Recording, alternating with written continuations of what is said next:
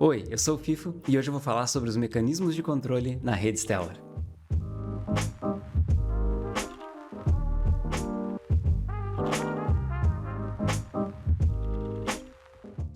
O que são as Authorization Flags?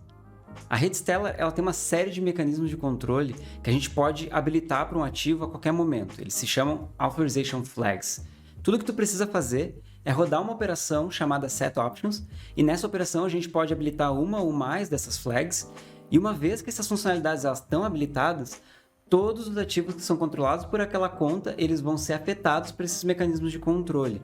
Então isso é muito usado pelas entidades emissoras para definir quem pode interagir com aquele ativo, de que forma pode interagir com aquele ativo, e conforme a gente vai combinando esses mecanismos de formas diferentes, a gente vai criando o que a gente chama de um perfil de permissionamento para esses ativos. Controle e mercados descentralizados. Uma coisa muito legal desses mecanismos de controle é que eles já são nativos da rede. Ou seja, eles estão prontos para ser usados sem tu precisar programar ou criar um smart contract.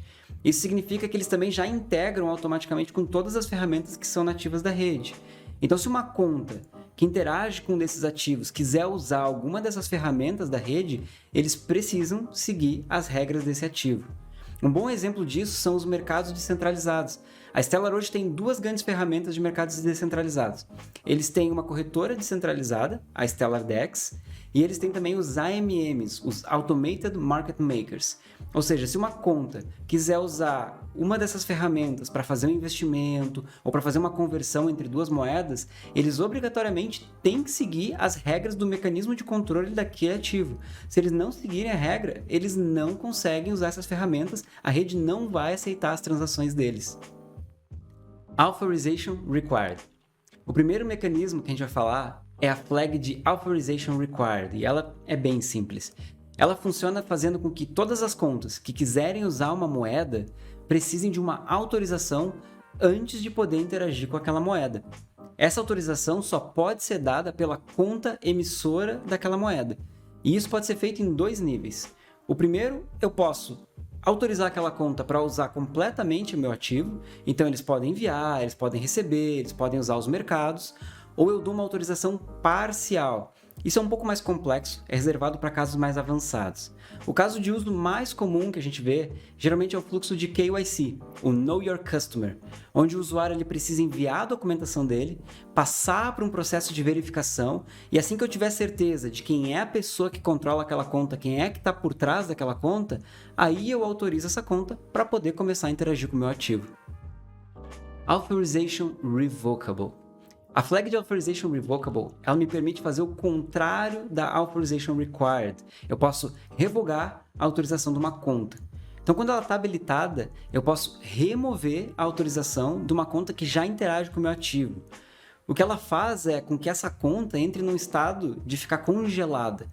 Qualquer saldo que ela tenha da minha moeda, ele vai ficar travado e essa conta não pode mais nem enviar e nem receber unidades daquele ativo. Isso normalmente é usado quando a gente tem uma ordem judicial ou a gente precisa investigar uma conta por alguma suspeita de atividade maliciosa. É normalmente usada para ações regulatórias. E uma vez que a conta está congelada, a única forma de aquela conta voltar a operar normalmente é se a entidade emissora reautorizar aquela conta a operar de novo. Clawback Enabled. A flag de Clawback Enabled, ela dá um passo a mais em direção ao permissionamento. Para tu usar ela, tu já precisa que o Revocable esteja habilitado. E o que ela faz é permitir que a entidade emissora selecione uma conta que tem saldo da moeda dele e ela possa queimar parte daquele saldo.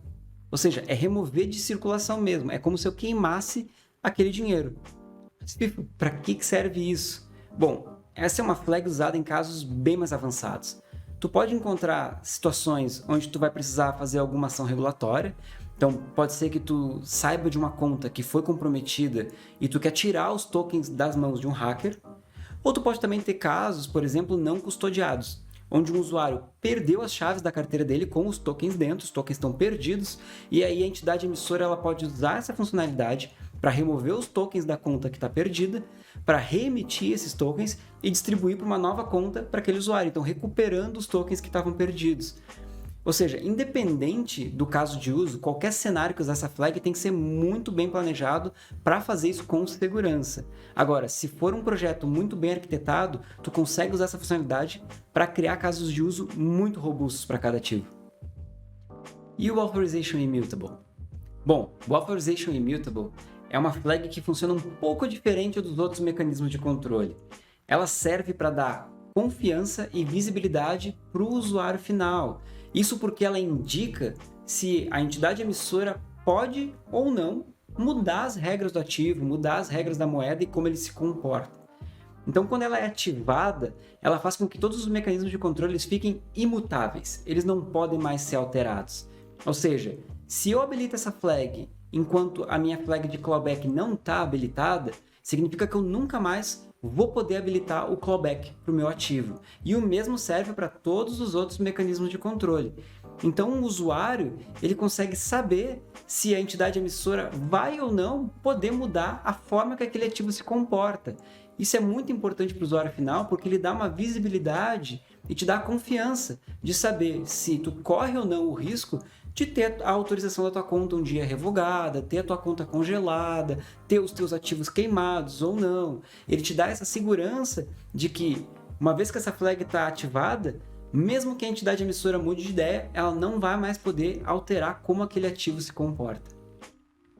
Bom, esses eram os pontos que eu tinha para tratar hoje. Espero que vocês tenham gostado. Se tem alguma dúvida ou algum tópico que vocês queiram sugerir, deixa aí nos comentários e até mais.